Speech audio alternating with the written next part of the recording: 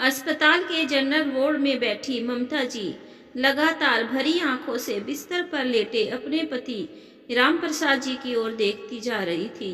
मन ही मन उनकी चिंता ममता जी को खाई जा रही थी।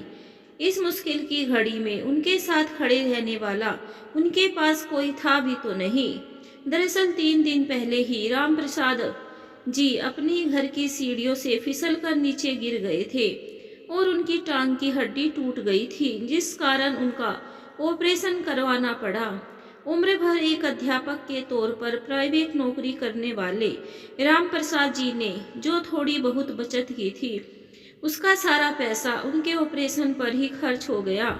और तो और कुछ पैसा कम पड़ गया तो ममता जी ने अपने गहने तक भी बेच दिए और ऑपरेशन करवाने के लिए पैसे जुटाए।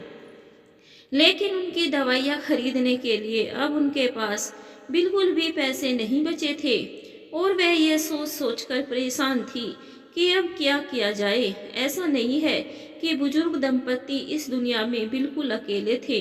दरअसल उनका एक बेटा है आदित्य, जिसे उन्होंने पाल पोस कर पढ़ा लिखा कर बड़ा किया। उसकी पसंद की लड़की सोनिया से उसकी शादी करवाई। आज आदित्य एक सफल व्यापारी है।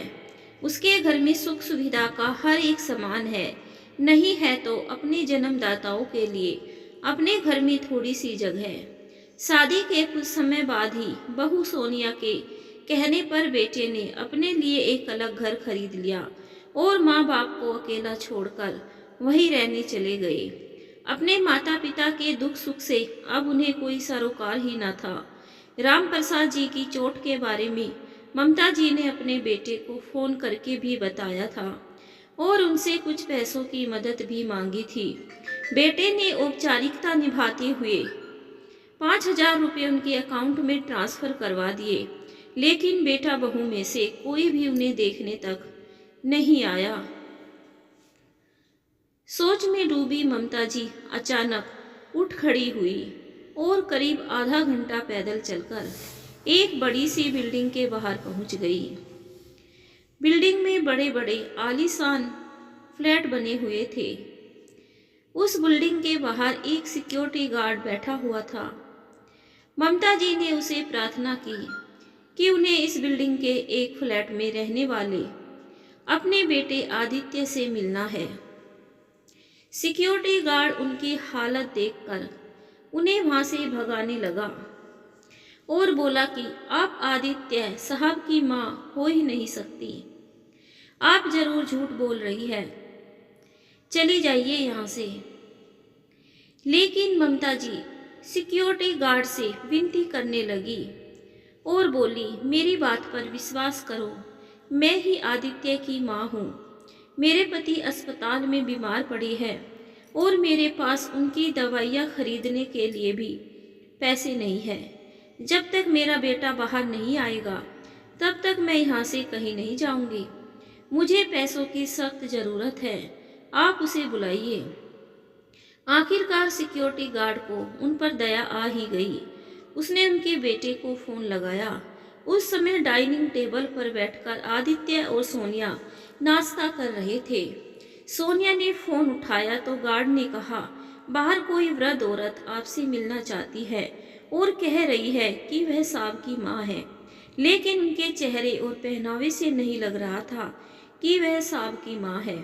मैंने तो उन्हें वापस भेजने की कोशिश की, लेकिन वह कहती है कि साहब से मिले बिना नहीं जाएगी। सिक्योरिटी गार्ड की बात सुनकर सोनिया बोली, ठीक है, हम बाहर आकर देखते हैं, उन्हें अंदर मत भेजना। गार्ड से बात करने के बाद फ़ोन रख सोनिया अपने पति आदित्य से बोली, मैंने उन्हें कितनी बार कहा है कि अब हमारा उनसे कुछ भी लेना देना नहीं है, लेकिन फिर भी कभी तुम्हें फ़ोन लगा देती है तो कभी मुंह उठाए हमारे घर चली आती है। पैसे तो ऐसे मांगने चले आती है जैसे यहाँ कोई कुबेर का खजाना पड़ा है। आज आप उन्हें साफ साफ कह दीजिए कि आज के बाद हमारे घर पर आकर हमें परेशान करने की कोई ज़रूरत नहीं है। नाश्ता करके आदित्य अपनी पत्नी सोनिया के साथ घर से बाहर आया और गेट तक पहुंचा। अपने बेटे बहू को देखकर ममता जी के चेहरे पर खुशी के भाव आ गए और सोचने लगी, आखिरकार मेरे बेटे को मेरी ममता खींच लाई। मैं जानती थी मेरा बेटा मुझसे मिलने जरूर आएगा। जैसे ही वे नजदीक आए तो ममता जी हाथ जोड़कर बोली, बेटा, तुम्हारे पिताजी के इलाज के लिए मुझे पैसों की जरूरत है। जितने भी पैसे हमारे पास थे वे सारे पैसे खर्च हो चुके हैं। अब मेरे पास इतने भी पैसे नहीं है कि तुम्हारे पिताजी की दवाइयाँ लेकर आ सकूं। मुझे कुछ पैसे दे दो। ऐसा कहते हुए ममता जी गिड़गिड़ाने लगी। तभी उनका बेटा बोला, क्या माँ, 2 दिन पहले ही आपके अकाउंट में 5,000 जमा करवाए थे हमने, वो पैसे कहाँ गए? लेकिन बेटा, जो पैसे तुमने दिए थे उतना तो अस्पताल में रहने का 2 दिन का खर्चा है। तभी उनकी बहू बोली, अगर प्राइवेट अस्पताल का इतना ही खर्च था तो सरकारी अस्पताल में क्यों नहीं गए आप लोग? अब और पैसे हमारे पास नहीं है, चली जाइए यहाँ से। फिर ममता जी अपने बेटे की ओर देखते हुए बोली, बेटा, अपने पिता के बारे में कुछ तो सोचो, आखिरकार वह तुम्हारे जन्मदाता है। तो सोनिया ने कहा, माँ जी, इस तरह की बातें करके हमें इमोशनली ब्लैकमेल करने की कोई ज़रूरत नहीं है। हमें सब समझ में आता है। अब हम आपकी बातों में आकर बेवकूफ़ बनने वाले नहीं हैं। चली जाइए यहाँ से। बेटे बहू की बातें सुनकर ममता जी हैरान रह गई। वह लाख गिड़गिड़ाई, लेकिन बहू तो बहू, बेटे को भी उन पर तरस नहीं आया और वह अपनी कार में बैठकर अपने काम पर चलता बना। बेचारी ममता जी उन दोनों का रवैया देखकर स्तब्ध रह गई। निराश होकर थोड़ी देर के लिए गेट के पास ही घुटनों के बल बैठ गई और यह सोच सोचकर अपनी किस्मत को कोसने लगी कि मैंने कैसे बेटे को जन्म दिया जो अपने माता पिता का ही ना हो सका। क्या कुछ नहीं किया था हम लोगों ने अपने बेटे के लिए। प्राइवेट नौकरी होने के बावजूद आदित्य के पिता ने उसकी हर एक ख्वाहिश को पूरा किया था। वह नौकरी नहीं करना चाहता था, इसलिए उसके पिता ने उसे बिजनेस की पढ़ाई करवाई। उसका व्यापार शुरू करवाने के लिए अपना मकान गिरवी रखकर कर्ज उठाया, लेकिन आदित्य ने वह कर्ज भी नहीं चुकाया, जिस कारण हमारा मकान हमारे हाथ से निकल गया और हम किराए के घर में आ गए। और आज जब वह खूब तरक्की कर रहा है तो अपनी जिंदगी से अपने माता पिता को ऐसे निकाल कर फेंक दिया जैसे कोई दूध में से मक्खी को निकाल कर फेंकता है। काश अपने बेटे पर सब कुछ दांव पर लगाने से पहले हमने अपने बुढ़ापे के बारे में भी कुछ सोचा होता तो ऐसी नौबत कभी ना आती। अपने ही बेटे बहू ने आज मेरे साथ जैसा व्यवहार किया है, ऐसा तो कभी किसी पराये ने भी नहीं किया होगा। क्या उसे अपने माँ बाप की तकलीफ भी नजर नहीं आई? सोच सोच कर ममता जी की आंखों से आंसू बहते जा रहे थे। पास में खड़ा सिक्योरिटी गार्ड, जो ममता जी और उनके बेटे बहू के बीच की सारी बातें सुन चुका था, उसे इतना तो पता लग गया था कि यह बूढ़ी औरत आदित्य साहब की माँ ही है। आदित्य के निकल जाने के बाद सिक्योरिटी गार्ड ने ममता जी को उठाकर कुर्सी पर बैठने में मदद की और कहा, माँ जी, आप दिल छोटा मत कीजिए। मैं जानता हूँ कि आपको पैसे की वाकई बहुत ज़्यादा ज़रूरत है। आप मुझे बताइए कि आपको कितने पैसे चाहिए। मुझे जितना बन पड़ेगा मैं आपकी मदद कर दूंगा। कुछ पैसे मेरे पास रखे हैं। तभी ममता जी बोली, बेटा, मुझे 2,000 रुपये भी मिल जाए तो मेरा काम चल जाएगा। सिक्योरिटी गार्ड ने अपनी जेब से टटोली तो उसमें से केवल 1,800 रुपये ही निकले। वह पैसे ममता जी के हाथ में देते हुए सिक्योरिटी गार्ड बोला, माँ जी, फिलहाल तो मेरे पास 1,800 रुपये ही है, आप इन्हें अपने पास रख लीजिए। सिक्योरिटी गार्ड का दयापूर्ण व्यवहार देखकर ममता जी उसे आशीर्वाद देने लगी और जैसे ही वहाँ से जाने लगी तो सिक्योरिटी गार्ड बोला, माँ जी, आपको कहाँ जाना है? आप कहे तो मैं आपको अपनी साइकिल से छोड़ देता हूँ। तभी ममता जी ने कहा, नहीं बेटा, तूने मुझ पर पहले ही बहुत बड़ा एहसान कर दिया है और वैसे भी मुझे साइकिल पर बैठने में परेशानी होगी। इसीलिए मैं पैदल ही चली जाती हूँ।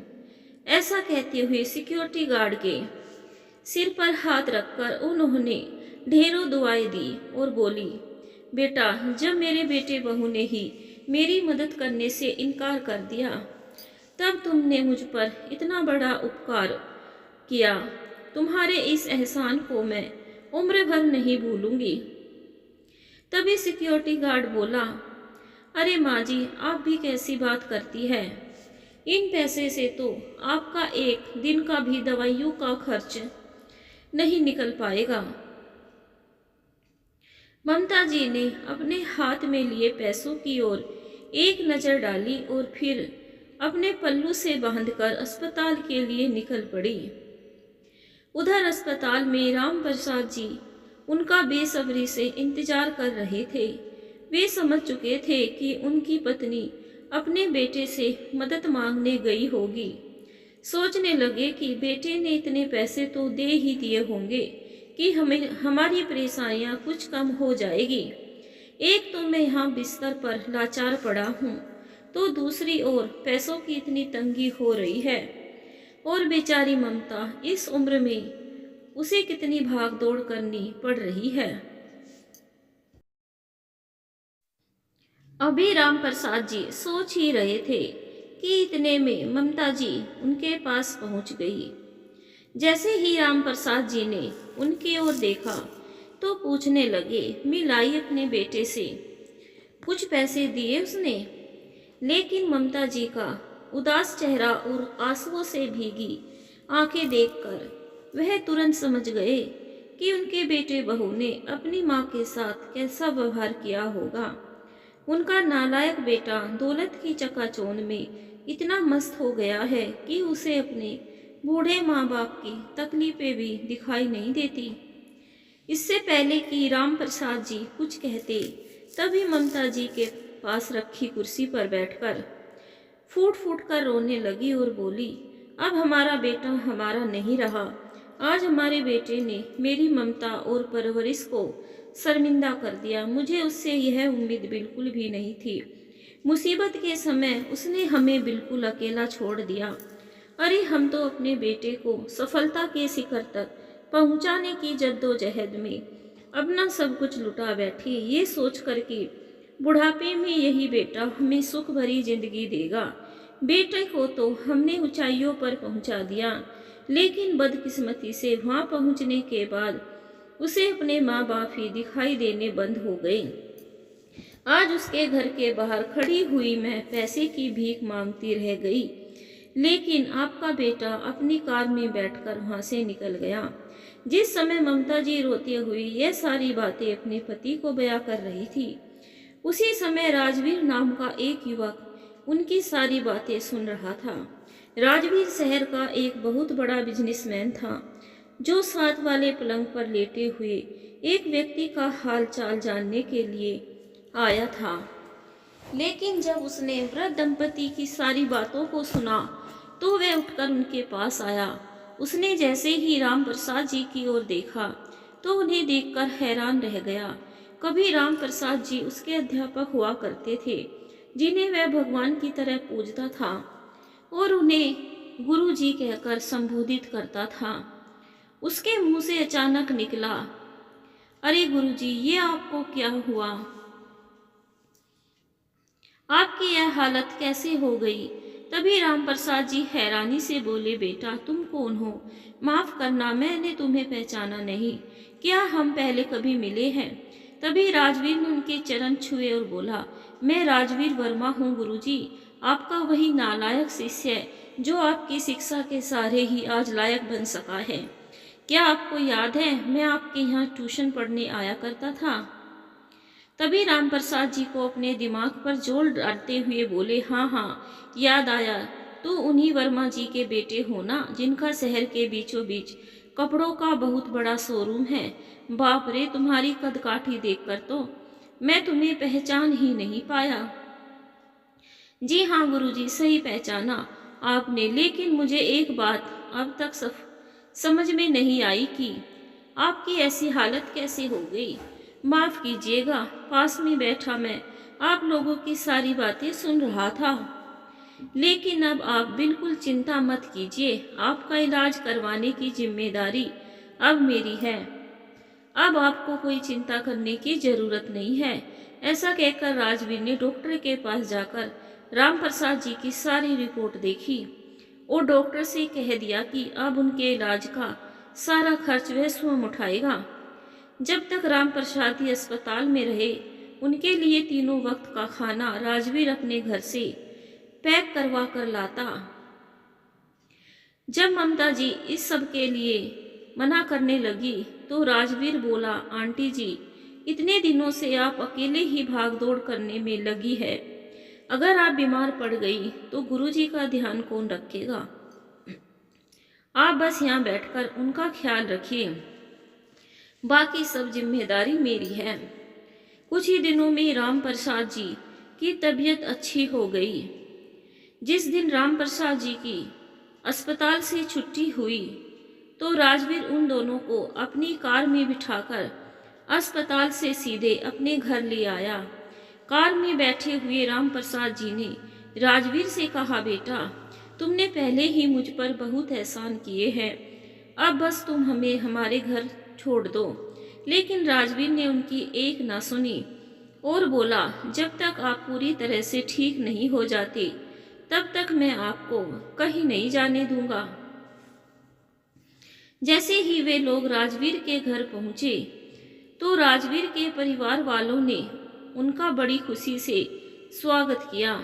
राजवीर के पिताजी राम प्रसाद जी से मिलकर बहुत खुश हुए और बोले, राम प्रसाद जी, जब राजवीर आपके पास पढ़ता था तब हमारी रोज मुलाकात होती थी, लेकिन उसके बाद तो हमारा मिलना जुलना ही नहीं हो पाया।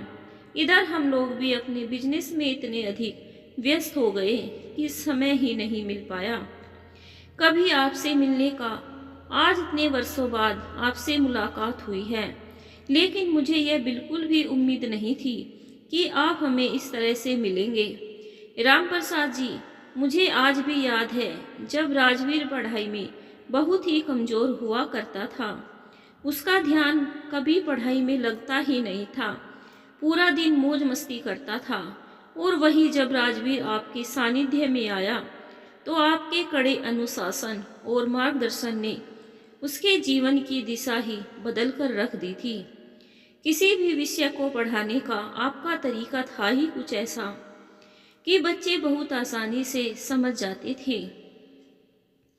काफी देर तक सब लोगों में बातचीत और हंसी मजाक चलता रहा।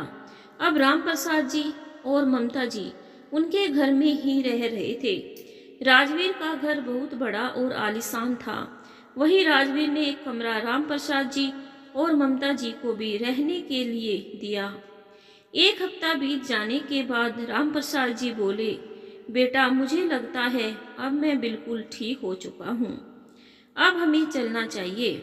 बहुत दिन रह लिए हम तुम्हारे घर पर, तुमने हमारी बहुत मदद की, उसके लिए तुम्हारा बहुत बहुत शुक्रिया। लेकिन उनके जाने की बात सुनकर राजवीर थोड़ा परेशान हो गया।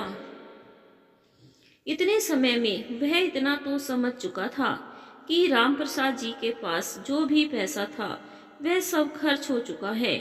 अब उनके पास कुछ भी नहीं बचा है। थोड़ी देर सोच विचार करने के बाद राजवीर राम प्रसाद जी से बोला, गुरुजी बुरा ना माने तो एक बात पूछूं, अब आप अपना गुजारा कैसे करेंगे? मेरा मतलब है आपके सारे पैसे तो खर्च हो चुके हैं, फिर आप अपना खर्चा कैसे चलाएंगे? तभी राम प्रसाद जी बोले, बेटा, अब मैं पूरी तरह से स्वस्थ हो चुका हूँ, कोई छोटा मोटा काम देख लूँगा जिससे हमारे खाने पीने और दवाइयों का खर्च निकलता रहेगा। तो राजवीर ने कहा, गुरुजी, मैंने आपके लिए कुछ सोचा है। अच्छा, क्या सोचा है? जरा हमें भी बताओ, राम प्रसाद जी ने कहा। तो राजवीर बोला, आप तो जानते ही है कि हमारा कपड़ों का बिजनेस है और कुछ समय पहले ही पिताजी ने एक और शोरूम भी खरीदा है जहाँ का काम मैं संभालता हूँ। अब मेरे पिताजी को किसी ऐसे व्यक्ति की ज़रूरत है जो बिजनेस का सारा हिसाब किताब अच्छे से रखता हो और जिस पर हम आंख मूंद कर विश्वास कर सके, तो गुरुजी मुझे इस कार्य के लिए आपसे अधिक उपयुक्त और कोई नजर नहीं आता। वैसे भी आप कहीं जाकर काम करने की सोच ही रहे हैं, तो क्यों ना आप अपनी दुकान पर आकर बैठे और दुकान का सारा हिसाब किताब देखें। राजवीर के इतना कहने पर राम प्रसाद जी अपनी पत्नी ममता जी की तरफ देखने लगे, लेकिन ममता जी को राजवीर की यह बात अच्छी लगी। वह अपने पति से बोली, देखिए जी, इस उम्र में आप ज़्यादा काम तो कर नहीं पाएंगे और फिर यहाँ आप बैठे हुए काम करेंगे और अपनी मेहनत का कमा कर खाएंगे, तो आपको भी कोई परेशानी नहीं होगी। राम प्रसाद वर्मा जी के साथ उनके कपड़े के शोरूम में बैठकर सारा हिसाब किताब देखने लगे और धीरे धीरे इस बिजनेस को समझने लगे। साल भर वर्मा जी के साथ काम करते करते वह उनके बिजनेस की सारी बारीकियां सीख चुके थे और अब उनके पास अच्छे खासे पैसे इकट्ठे हो चुके थे। एक दिन उनके मन में ख्याल आया कि क्यों ना अपनी एक कपड़ों की दुकान खोली जाए, उससे हमें और भी अधिक फायदा होगा। यह बात उन्होंने अपनी पत्नी से कही तो ममता जी बोली, आप भी कैसी बातें करती है, इस उम्र में अब हम आप दुकान खोलने की सोच रही है। लगता है उम्र बीतने के साथ साथ आपका दिमाग भी सटिया गया है। अरे इस उम्र में नया काम खोलने जाओगे तो लोग भी हंसी उड़ाएंगे कि बुढ़ापे में बिजनेस करने की सूझी है इन्हें। तो राम प्रसाद जी बोले, अरे ममता, इस बात की चिंता तुम मत करो, मैंने राजवीर से भी बात की है और उसने मुझे हर तरह की मदद करने का आश्वासन दिया है। दुकान का सारा सामान मंगवाने की जिम्मेदारी वह लेने को तैयार है। फिर मुझे भाग दौड़ का ज़्यादा काम करना ही नहीं पड़ेगा। एक दिन राम प्रसाद जी ने एक छोटी सी दुकान खरीद ली। राजवीर की मदद से उन्होंने कपड़ों का काम शुरू किया। राम प्रसाद जी को इस उम्र में काम करते देखा तो पड़ोसी भी बोलने लगे, राम प्रसाद जी, इस उम्र में आप बिजनेस शुरू करने चले हो, कितने साल काम करने का इरादा है? तो राम प्रसाद जी बोले, जब तक भगवान की इच्छा होगी तब तक, लेकिन इतना जरूर है कि जब तक हाथ पैर चलते रहेंगे तब तक मैं हार नहीं मानूंगा। ममता जी भी राम प्रसाद जी के साथ दुकान पर आकर बैठने लगी। दुकान पर अपने बेटे के बारे में सोच सोचकर दुखी होने की बजाय बूढ़े माता पिता व्यस्त रहकर सुखी जीवन जीने लगे। धीरे धीरे राम प्रसाद जी का छोटा सा व्यापार फलने फूलने लगा। एक दिन जब ममता जी अपने पति के साथ अपनी दुकान पर बैठी थी तो उसी समय उन्होंने उस सिक्योरिटी गार्ड को बाहर से जाते हुए देखा जिसने मुसीबत में उनकी मदद की थी। उसे आवाज लगाई तो सिक्योरिटी गार्ड, जिसका नाम अमन था, उसने उनकी ओर देखा और देखकर हैरान रह गया कि आदित्य साहब की माताजी दुकान के काउंटर पर बैठी थी। जब अंदर आया तो ममता जी ने उसे राम प्रसाद जी से मिलवाया और उसे कुछ पैसे देने लगी और बोली, मुसीबत के समय जो तुमने हमारी मदद की थी वह एहसान तो मैं कभी नहीं चुका सकती, लेकिन वो पैसे लौटाना चाहती हूँ। सिक्योरिटी गार्ड ने लाख मना किया लेकिन ममता जी नहीं मानी और उसके हाथ में पैसे थमा दिए। बातों ही बातों में सिक्योरिटी गार्ड ने बताया कि उसकी नौकरी छूट गई है, जिस कारण वह बहुत परेशानी में है। उसकी यह बात सुनते ही ममता जी और राम प्रसाद जी एक दूसरे को देखकर मुस्कुराने लगे और बोले, तो फिर सोचना कैसा, हमें भी यहाँ दुकान पर काम करने के लिए एक सहायक की आवश्यकता है। तुम आज से ही, बल्कि अभी से हमारे पास रहकर नौकरी कर सकते हो। अब अमन की सारी परेशानी दूर हो गई तो वही अमन का साथ मिलने से राम प्रसाद जी की दुकान का काम और भी अच्छा हो गया। समय बीतने के साथ साथ उन्हें अच्छा मुनाफा भी होने लगा और अब राम प्रसाद जी और ममता जी की पैसों की तंगी खत्म हो गई। 2 साल बाद उन्होंने एक छोटा सा मकान खरीद लिया और किराए के घर से अपने खुद के घर में शिफ्ट हो गए। घर भले ही छोटा था लेकिन दोनों पति पत्नी के लिए पर्याप्त था। देखते ही देखते 4 साल बीत गए। आज राम प्रसाद जी और ममता जी की शादी की सालगिरह का दिन था। सुबह के समय जब ममता जी नाश्ता लगा रही थी तो राम प्रसाद जी ममता जी से बोले, ममता, आज के दिन तुम मेरी जिंदगी में आई थी। जब तुम शादी करके आई थी तो मेरे बूढ़े माता पिता और दो दो बहनों की जिम्मेदारी मुझ पर थी, क्योंकि कमाने वाला मैं इकलौता इंसान था। सारी जिम्मेदारियां निभाने के बाद हमने अपने बेटे पर अपना जीवन न्यौछावर कर दिया। लेकिन तब से लेकर आज तक मैंने तुमसे कभी तुम्हारी इच्छा के बारे में नहीं पूछा और ना ही तुमसे कभी मुझसे कुछ मांगा। लेकिन आज हम सारी जिम्मेदारियों से मुक्त हो चुके हैं और हमारे पास पैसा भी है। उम्र के इस पड़ाव में ही सही, लेकिन मैं तुम्हारी हर इच्छा पूरी करना चाहता हूँ।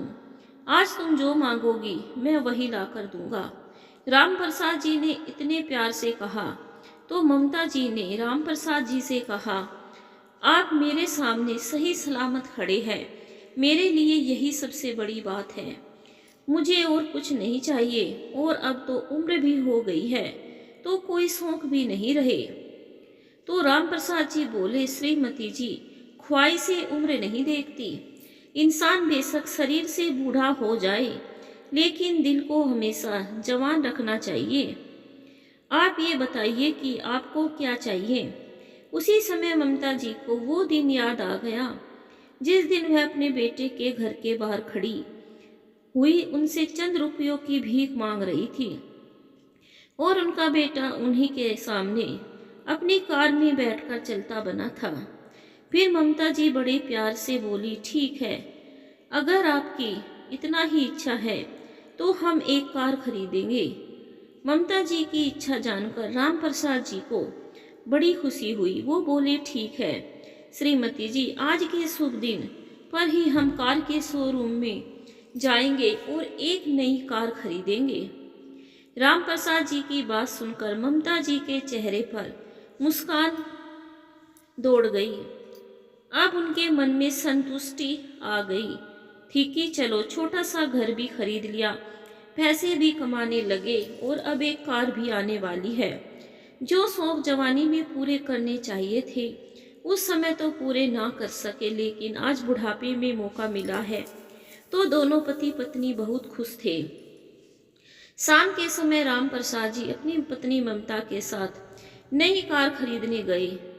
अमन को अच्छी ड्राइविंग आती थी तो उसे अपने साथ ले गए और सबसे पहले कार में बैठकर मंदिर में माथा टेकने के लिए गए। सभी ने मंदिर में माथा टेका और भगवान का शुक्रिया अदा किया और उसके बाद वे लोग गरीबों की एक बस्ती के बाहर रुके। राम प्रसाद जी और ममता जी गाड़ी से निकलकर गरीबों में फल और मिठाई बांटने लगे और अमन गाड़ी से बाकी का सामान निकालने लगा। तभी ममता जी के बेटा बहू वहां से गुजर रहे थे। अचानक आदित्य की नजर अमन पर पड़ी। उसके पास आकर बोला, अरे अमन, क्या तुमने गार्ड की नौकरी छोड़ दी है? जी सर, अब मुझे बहुत अच्छी जगह नौकरी मिल गई है, बहुत अच्छे लोग हैं। अच्छा, किन के पास काम करते हो? सोनिया ने पूछा तो अमन हाथ का इशारा करते हुए बोला, आप खुद ही देख लीजिए। तभी सोनिया और आदित्य ने पीछे मुड़कर देखा जहां ममता जी और राम प्रसाद जी गरीबों को फल और मिठाइयाँ बांट रहे थे। यह नज़ारा देखते ही उन दोनों के पैरों तले जमीन ही खिसक गई। ममता जी ने बहुत खूबसूरत साड़ी पहनी हुई थी और राम प्रसाद जी के चेहरे पर एक अलग ही रौनक नजर आ रही थी। वह दोनों बहुत खुश दिखाई दे रहे थे। सब सामान बांटकर जैसे ही वो अपनी कार की ओर आए तो ड्राइवर ने उन दोनों के लिए कार का दरवाजा खोला। यह सब देखते ही बेटा बहू की आंखें फटी की फटी रह गई कि आखिर उनके कंगाल माँ बाप के पास इतना पैसा कहाँ से आया। वो दोनों तुरंत राम प्रसाद जी के पास आए और उनके पैरों में गिर गए। पिताजी, हमें माफ कर दीजिए। राम प्रसाद जी और ममता जी उन्हें देखते ही हैरान रह गए, लेकिन फिर उन्हें अनदेखा करके कार की ओर जाने लगे। तभी आदित्य बोला, पिताजी ऐसा तो मत कीजिए, मैं आपका बेटा हूँ। तभी सोनिया भी अपनी सासू माँ के पास जाकर उनके पैरों में गिरकर गिड़गिड़ाने लगी और बोली, आप नहीं जानती माँ जी, हमें व्यापार में कितना घाटा हुआ है। इस घाटे के चलते हमने इतना कर्ज उठा लिया कि हमारा घर भी बिक गया। फिर भी हम उस कर्ज को चुका नहीं पाए। हमें समझ नहीं आ रहा कि हम क्या करें। मेरे तो गहने तक भी बिक चुके हैं। अब हम इस बस्ती में ऐसे हालात में रहने को मजबूर हैं। आप लोग हमारी कुछ मदद तो कर दीजिए। बेटे बहू की ओर देखते ममता जी की आंखों में खून उतर आया और उन्हें वही दिन याद आया जब वह अपने बेटे और बहू के सामने चंद पैसों के लिए गिड़गिड़ा रही थी और उनके पति अस्पताल में जीवन और मौत के बीच झूल रहे थे। लेकिन बेटा बहू ने उन्हें जलील करने में कोई कसर नहीं छोड़ी थी और बेटा तो उन्हें अनदेखा करके अपनी बड़ी सी कार में बैठकर चला गया था। आज ममता जी भी अपने बेटे और बहू की बातों को अनदेखा करके अपने पति राम प्रसाद जी का हाथ पकड़कर कार के पास आ गई। उनका बेटा उनके पैरों में गिरकर गिड़गिड़ाने लगा और बोला, माँ आज के बाद हम सब मिलजुल कर रहेंगे, प्लीज एक बार माफ कर दो, हमारी मदद कर दो। लेकिन ममता जी और राम प्रसाद जी ने उनकी एक नहीं सुनी और चुपचाप जाकर अपनी कार में बैठ गई। अमन जो इस सारी घटना का साक्षी था, आदित्य के पास आया और बोला, सर एक बात कहना चाहता हूँ, बुरा मत मानिएगा। हम इस संसार में जैसा कर्म करते हैं वैसा ही भुगतान करते हैं, यही इस सृष्टि का नियम है। आदित्य और सोनिया उसकी बात सुनकर आत्मग्लानि से भर उठे, लेकिन अब पछताने के अलावा और कुछ नहीं कर सकते थे। राम प्रसाद जी और ममता जी अमन के साथ अपनी कार में बैठकर वहां से जा चुके थे।